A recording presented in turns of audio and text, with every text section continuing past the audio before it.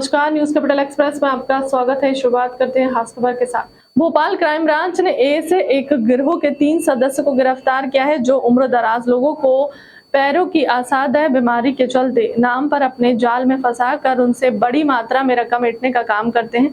गिरोह ने भोपाल निवासी सेवानिवृत्त बैंक दंपति से 42 लाख रुपए की चंपत लगाई है।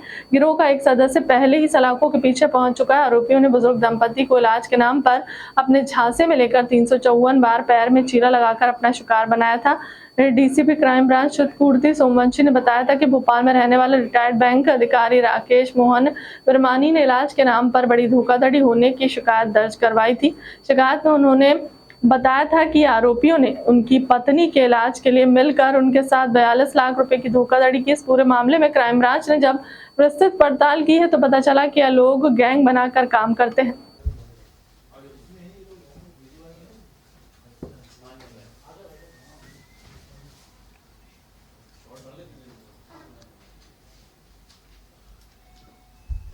इस जगह पर हमारी टीम उपलब्ध थी वहाँ राजस्थान में। वहाँ की लोकल पुलिस ने भी बताया था कि ऐसे कई राज्यों की कई डिस्ट्रिक्ट्स की पुलिस जो है यहाँ पर पूछताछ करने और खोजने के लिए इनको आ चुकी है।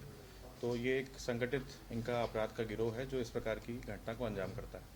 सर 42 लाख बहुत बड़ी रकम है, तो मतलब ये क्या ऐसा ट्रैप करते थे, ऐसा क्या कि वो महिला को बताया होगा? उन्होंने ये बताया कि पहले इन्होंने करीब 354 बार करीब उनके पैर से इन्होंने ब्लड और मवाद निकाला था, जिसका हर बार का 6,000 रुपये इन्होंने लिया। उसके बाद फ़ोन पर बात होती रही, दवा देने के नाम पर कभी 5 लाख, कभी 6 लाख, कभी 9 लाख लिए। मालिश के तेल के लिए भी कुछ पैसे इन्होंने लिए। ये दरअसल बातों में फंसा लेते हैं, और अगर ऐसे केसेस में अगर मरीज़ को थोड़ा आराम होता है तो वो इनके प्रति इंक्लाइंड भी हो जाता है। तो इस केस में यही हुआ था। उन्होंने 3 बार तो दवा देने के नाम पर और 2 बार मालिश के तेल के नाम पर पैसे लिए थे।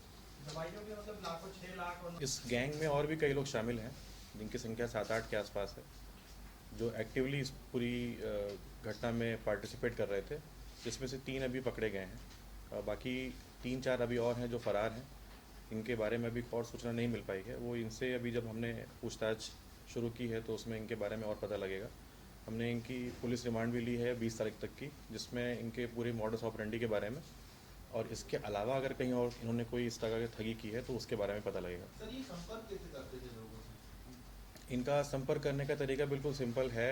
ऐसे लोगों को जिनकी उम्र ज़्यादा है उनको पब्लिक प्लेसेस पे ही अप्रोच करते हैं, उनसे बातें करते हैं और अपनी सॉफ्ट स्किल बात करने के तरीके और हाव भाव और उनको बातों में फंसा के उनको इलाज कराने के नाम पर या फिर आराम दिलाने के नाम पर ये उनको फंसा लेते हैं।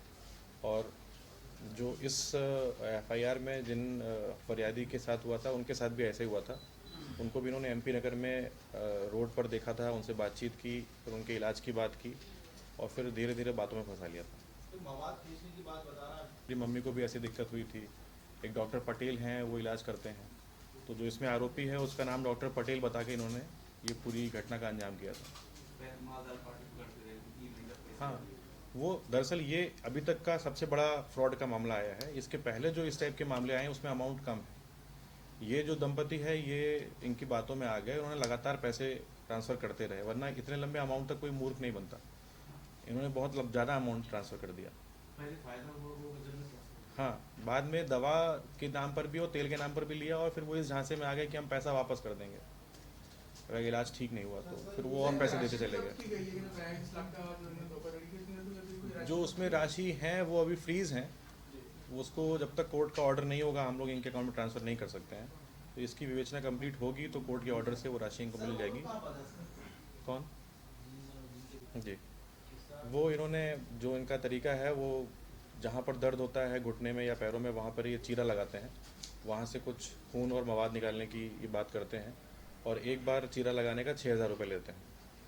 फिर उसके बाद ये बार बार वहाँ से खून निकाल के इलाज करने के लिए 6,000 रुपये हर बार का लेते हैं और दवाई और मालिश के लिए तेल के नाम पर अलग से पैसा लेते हैं। चूँकि ये जो बैंक कर्मचारी थे इनको शुरू में कुछ आराम भी हुआ था, तो इनको लगा कि ये जो विधि है काम कर रही है, तो इन्होंने पैसे देने में देरी नहीं की। इन्होंने अपनी एफडी तुड़वाई और उसके माध्यम से पैसे ट्रांसफ़र कर दिए थे। अभी तक जो जानकारी इनसे मिली है वो लगभग फर्जी ही है। उन्होंने यूनानी डॉक्टर होने का दावा किया था। उसकी मेडिकल क्वालिफ़िकेशन के बारे में कोई इन्फॉर्मेशन नहीं मिली है। चूँकि इस तरह की एक शिकायत पूर्व में भी प्राप्त हुई थी जिसमें सेम मॉडस ऑपरेंडी पर इन्होंने ठगाई की थी। तो मेरा मानना है कि ये अभी ठग ही हैं, इनके पीछे कोई मेडिकल रीज़न नहीं है। पिछले कुछ समय पहले यहाँ पर एक एफआईआर हुई थी जिसमें घुटने का दर्द और उसके इलाज करने के नाम पर करीब 42 लाख की ठगी हुई थी। उसमें एक रिटायर्ड बैंक कर्मचारी द्वारा ये शिकायत की गई और उसमें फिर विवेचना प्रारंभ की गई थी। इसमें पहले एक आरोपी की गिरफ्तारी हुई थी जिसने अपना अकाउंट जो है इस ठगी के पैसे को ट्रांसफ़र करवाने के लिए यूज़ किया था।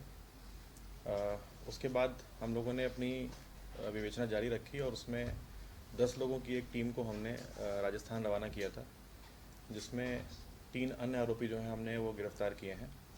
इसमें इन तीनों आरोपियों के बारे में जो अभी पूछताछ और विवेचना में जानकारी लगी है वो इस प्रकार की है कि ये तीनों अकाउंट खुलवाने से लेकर पैसे निकालने तक इस पूरे गैंग की गतिविधि में शामिल थे। इसमें एक व्यक्ति है जो मुख्य आरोपी जो है डॉक्टर जिन्होंने ये पूरी ठगी अंजाम की थी, उनका असिस्टेंट है और लोगों को बातें करके अपनी सॉफ्ट स्किल के बेसिस पे उनको यूज़ करके ठगी करने के लिए बुलाता था, बात करता था और डॉक्टर के माध्यम से ठगी करता था। सर ये एक ही आदमी जो ऐड